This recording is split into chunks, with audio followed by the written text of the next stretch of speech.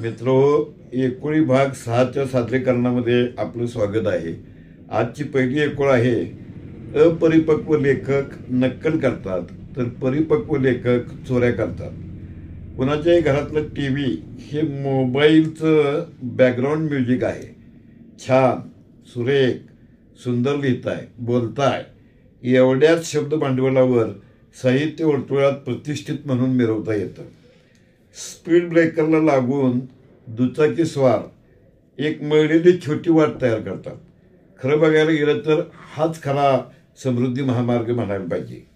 सार्वजनिक जीवनात वावरण्यासाठी वाचन आवश्यक ही अट तात्काळ रद्द करण्यात येत आहे। तुम्ही स्वतःकडे बघून हसला नाहीत तर तुम्ही हे काम इतरांकडे सोपवले आहे असा त्याचा अर्थ होतो। क्रांतिसिंह नाना पाटील म्हणायचे, हा नाना पाटील येड्याचा रेडा तुमच्यापुढे बोलतो आहे। जसा ज्ञानेश्वरांनी रेड्याच्या तोंडून वेद म्हणून घेतले तसं महात्मा गांधींनी माझ्याकडून स्वातंत्र्याचा वेद म्हणून घेतला। रस्ता हा प्रवासासाठी असतो, मुक्कामासाठी नव्हे। साधेपणा हे अभिव्यक्त होण्याचं वैभव आहे। रेल्वे स्टेशनवरचा एक संवाद, हमाल एका बाईला विचारतो, हमाल पाहिजे काय? बायको म्हणते नको, हे बरोबर आहे। Arrival of beautiful and happy lady in our office. वाक्य परत आहे का? Arrival of beautiful and happy lady in our office. ह्याचा मराठी अनुवाद, कुण्या गावाचं आलं पाखरू, असा होतो। बऱ्याच वर्षानंतर पहिलं प्रेम भेटलं, झेड सुरक्षेत माझं दिल तुडवीत निघून गेलं। स्मशानभूमीत एक जण म्हणाला, हिथं खूप शांतता आहे।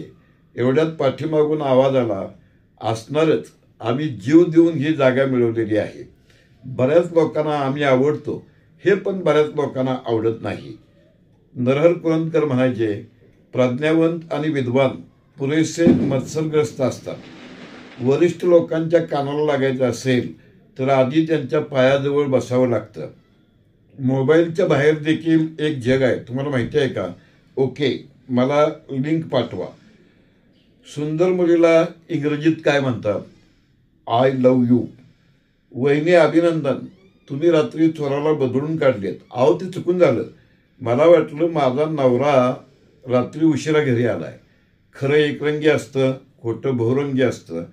हा जन्मालाच का आला, अशी घरच्याची ओरड असणाऱ्यांचे वाढदिवस देखील सोशल मीडियावर धूमधडाक्यात साजरे होतात।